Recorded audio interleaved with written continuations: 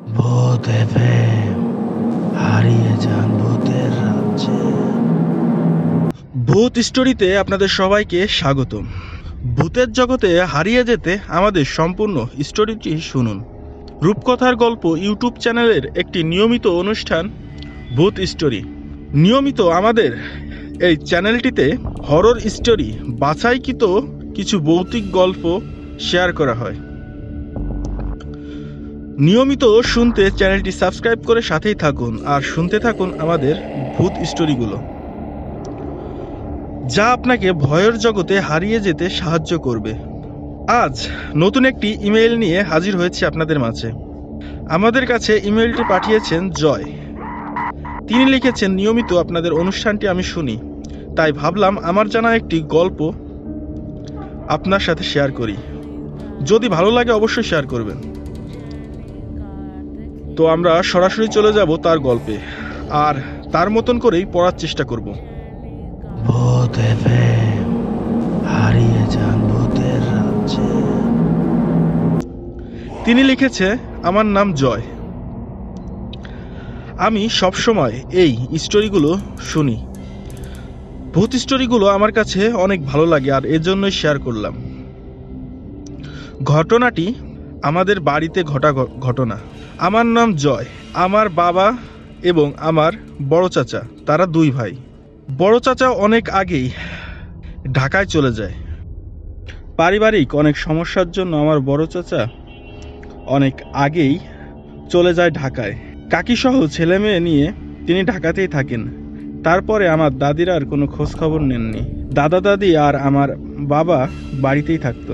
প্রায় 20 বছর পর আমার বড় চাচার ছেলে অভি আমাদের বাড়িতে আসে।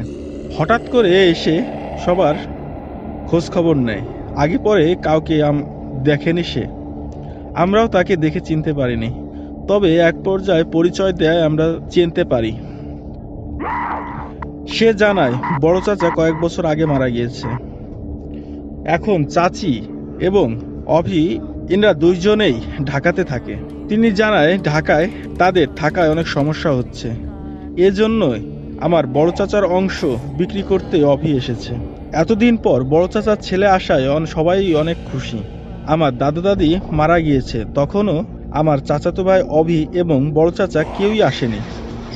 তবে এসব সবাই ভুলে তাকে সবাই আদর আপ্যায়ন করার চেষ্টা করে। আমাদের বাড়িটা ছিল অনেক পুরাতন। শুনেছি আমার দাদার পরপুরুষ থেকে এই বাড়িটায় বসবাস করছে। বাড়িটা রাজাদের বাড়ির মতন। আমার দাদার বাবা ছিল জমিদার। এই বাড়িতে থেকেই জমিদারি করে গিয়েছে। এই বিরাট বাড়ি ঘুরে ঘুরে অভি দেখে তার মনে অনেক লোভ হয়। রাতে খাওয়া দাওয়ার পর আমি, অভি এবং আমার বাবা একসাথে বসে গল্প করি। অনেক কিছুই শুনছিল অভির কাছ থেকে, তার বাবা কিভাবে মারা গিয়েছে। কথা বলতে বলতে অভি বলে, আমি যে জন্য এসেছি সেটা আপনাকে জানাই। আমার বাবার কথা অনুযায়ী এই বাড়ির অর্ধেক আমার বাবার অংশীদার আছে, আর এ কারণে আমি এই অর্ধেক বিক্রি করতে চাই। হঠাৎ এই কথা অভির মুখে আমার বাবা শুনে হতবাক হয়ে যায় এবং প্রচণ্ড ভয় পায়। আমার বাবা শুধু অভিকে বলে যে, তোমার চিন্তা ধারণা বদলাও, এই বাড়ি বিক্রি করা যাবে না। তুমি যতদিন ইচ্ছা থেকে যাও, তোমাকে নিষেধ করছি না, তবে বাড়ি বিক্রি করার কথা বলো না। এই বলে আমার বাবা তার ঘরে চলে যায়। ঘরে গিয়ে শুয়ে পড়ে। আমি এবং অভি এক জায়গায় রাতে শুয়ে আমাকে অভি জানায় যে, আমার সাথে এরকমের করা আপনাদের ঠিক হচ্ছে না। আমার বাবা এই বাড়ির অর্ধেক পায়, আর আমি এই অর্ধেক যা ইচ্ছে তাই করতে পারি। যদি আমাকে বিক্রি না করতে দেন তাহলে আমার ভাগের অর্ধেক টাকা দিয়ে দেন, আমি এখান থেকে চলে যাই। এটা বলে রাত্রে সে ঘুমিয়ে পড়ে এবং সকালে একসাথে ঘুম থেকে উঠি। বাবার কাছে সকালবেলা আমি যা জিজ্ঞেস করি যে, বাবা, বড় চাচার যে অর্ধেক ভাগ সে অর্ধেক তুমি বুঝিয়ে দাও, সে বিক্রি করুক আর যাই করুক সে করে নিয়ে যাক। আমার বাবাকে আমার দিক তাকিয়ে থেকে বলে, এই বাড়ি বিক্রি করা এতটা সহজ না। তখন আমার বাবা বেঁচে ছিল, অর্থাৎ আমার দাদার কথা বলছে। আমার বাবা আমার মুখের দিক তাকিয়ে বলতে থাকে, তুই তখন ছোট, তখন আমি, আমার বাবা আর তোর বড় চাচা অভির বাবা, আমরা তিনজনে এই বাড়িতে থাকি। তখনও সে ব্যবসার জন্য অনেক টাকা চায়। টাকা না দেওয়ায় সে বাড়ির ভাগ বিক্রি করতে চায়। তখন সে বিক্রি করার জন্য কয়েকজন জমি ক্রয় করবে এমন লোককে নিয়ে আসে। নিয়ে এসে জমি বাড়ি সব দেখায়, বিক্রি করার নাম করে সে তাদের কাছে দরদামও শোনে। তখন তোর দাদা কিছুই বলে না তাকে। না বলায় অভির বাবা তাদের সাথে সবকিছু ঠিক করে রাত্রে ঘুমায়। রাত্রে ঘুমোলে হঠাৎ করে সে অসুস্থ হয়ে পড়ে। সে অনেক অসুস্থ হয়ে গেলে কবিরাজের কাছে নিয়ে যায়। নিয়ে গেলে কবিরাজ বলে তাকে একটি আত্মা ভর করেছে। এই আত্মা আপনাদের বাড়িতেই থাকে। আমি যতটুকু বুঝতে পারছি এটা আপনাদের পরপুরুষের কোনো আত্মা। আপনার ভাই এমন কিছু করেছে যার জন্য এই আত্মা তাকে মেরে ফেলতে চায়। যদি এই বাড়িতে আর কয়েকদিন থাকে তাহলে একে আর বাঁচানো যাবে না। তখন তাকে তাবিজ দিয়ে সেখান থেকে নিয়ে আসা হয়। এর পরের দিনই সকালবেলা অভির বাবা রাগ করে এই বাড়ি থেকে চলে যায়। তারপরে আর কোনো দিন আসেনি। তারপরে আর তার কোনো খোঁজ খবরও পাওয়া যায়নি। অনেক খোঁজ নেওয়ার চেষ্টা করেছি কিন্তু তার কোনো খোঁজ পাওয়া যায়নি। তোর দাদা অনেক কষ্ট পেয়েছে এবং মৃত্যুর আগেও তোর বড় কাকাকে দেখার চেষ্টা করেছে। এখন তার ছেলে এসেছে, তার ছেলেও এই একইভাবে জমি বিক্রি করতে চায়। জমি বিক্রি করতে গেলে এই ছেলেরও যদি মৃত্যু হয় তাহলে আমি নিজেকে ক্ষমা করতে পারবো না, কারণ আমি এই বাড়ি সম্বন্ধে অনেক কিছুই জানি। এটা বলে সে কাজে চলে যায়। আমি অনেক চিন্তায় পড়ে যাই। আমরা এতদিন ধরে এই বাড়িতে আছি, কেউ তো কখনো কোনো ভয় বা কোনো আত্মার সম্মুখীন হয়নি। এটা চিন্তা করতে করতেই আমি অভিকে খোঁজার চেষ্টা করি। অভির লোভী মন অনেক বড়, আর এ কারণে সম্পূর্ণ বাড়ি সে ভিডিও করে নিয়ে যাচ্ছে। আর জমি দেখছে তার কত জমি এখানে আছে। অনেক জমি থাকায় সে অনেক খুশি, বিক্রি করে অনেক টাকা পাবে। এই টাকার লোভ অভিকে মৃত্যুর দিকে ঠেলে নিচ্ছে। দিন চলে যায়, রাত আসে। অভি রাত্রে স্বপ্নে দেখে অনেকগুলো শিয়াল তাকে ধাওয়া করছে। এক পর্যায়ে সে চিল্লায় ওঠে শিয়াল শিয়াল করে ডাকতে থাকে। আমি ঘুম থেকে উঠে তাকে বলি, শিয়াল কোথায় আসলো? আপনি তো ঘরে, এখানে কোনো শিয়াল নেই। অভি প্রচণ্ড ভয় পেয়ে বলে আমাকে অনেকগুলো শিয়াল তাড়া করছে। আমি বললাম আপনি হয়তো স্বপ্নে দেখছেন। আমি বললাম আপনি আবার ঘুমিয়ে পড়েন, সারাদিন অনেক ক্লান্ত হয়ে আছেন, হয়তো এই জন্য এই ধরনের উল্টোপাল্টা স্বপ্নে দেখছেন। এরপর হঠাৎ আবার ঘুমিয়ে পড়লে সে এবার স্বপ্নে দেখে অনেকগুলো কাক তার মাথায় এসে ঠুকর দিচ্ছে। ঠুকরাতে তার মাথার ঘিলু খেয়ে ফেলছে। আবার কাক কাক বলে চিৎকার করে ওঠে। সকালবেলায় আমি অভিকে সবকিছু বোঝানোর আর বলার চেষ্টা করি।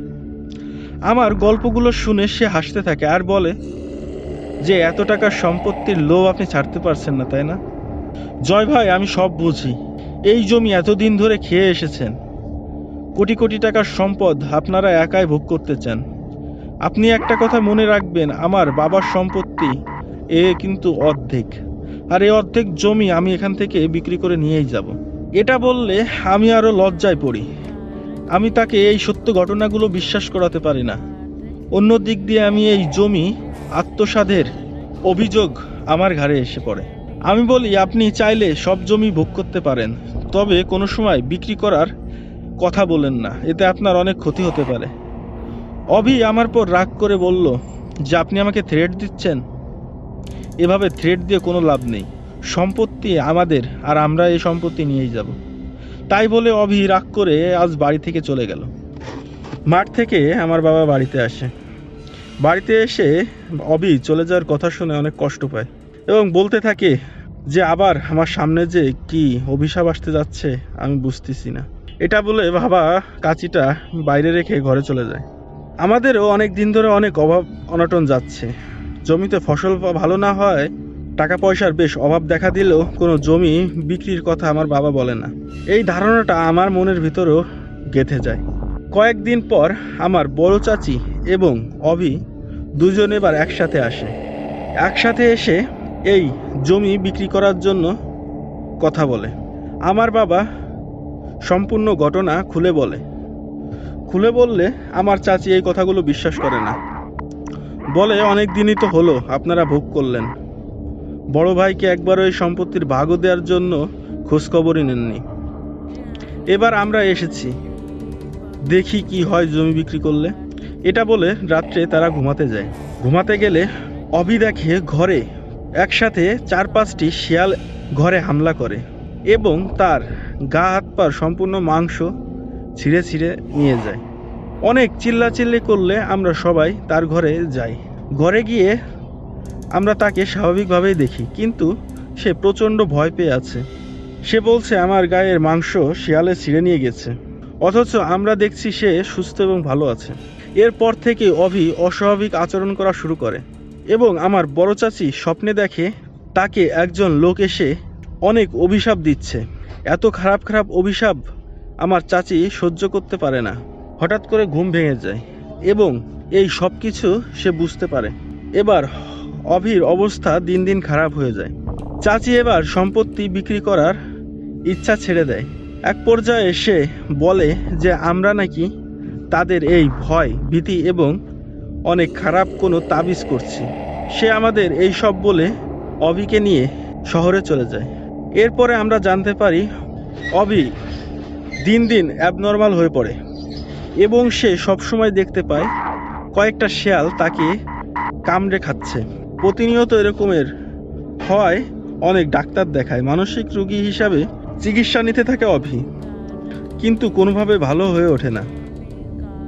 আমার বাবা এই খবরগুলো শুনে একটি কবিরাজের কাছে যায়, সম্পূর্ণ ঘটনাটি বলার পর সে বলে আপনি বাড়িতে গিয়ে আপনার এই বড় বাড়িতে একটি সিন্নির মিলাদ দিয়ে দেন, জলি দুধের পায়েস রান্না করে আপনি সবাইকে খাইয়ে দিন এবং এই মিলাদটিতে আপনি প্রচার করে দিন কখনো এই বাড়ি বিক্রি হবে না, তাহলে হয়তো এই আত্মার অভিশাপ থেকে মুক্তি পেতে পারেন। যে শোনা সেই কাজ। আমার বাবা বাড়িতে এসে চলে যায় জলি দুধ আনতে। নির্ভেজাল দুধ এনে পায়েস রান্না করে পুরো গ্রামবাসীকে দাওয়াত দিয়ে সেই পায়েস দিয়ে মিলাদ করে খাওয়ানো হয় এবং সেই পায়েস নিয়ে ঢাকায় রওনা দেয় আমার বাবা। সেই পায়েস অভিকে খাওয়ানোর পর অভি আস্তে আস্তে সুস্থ হয়ে যায়।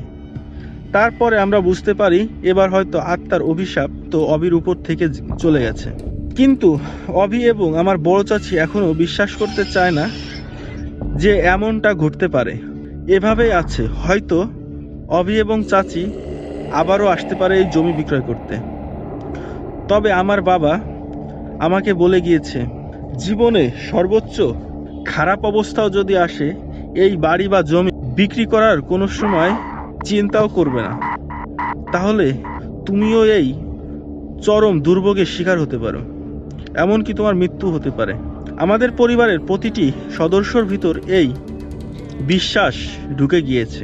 আমি এক সময় আমার বাবাকে জিজ্ঞেস করেছিলাম যে এই ধরনের আত্মার অভিশাপ আসার কারণ কি।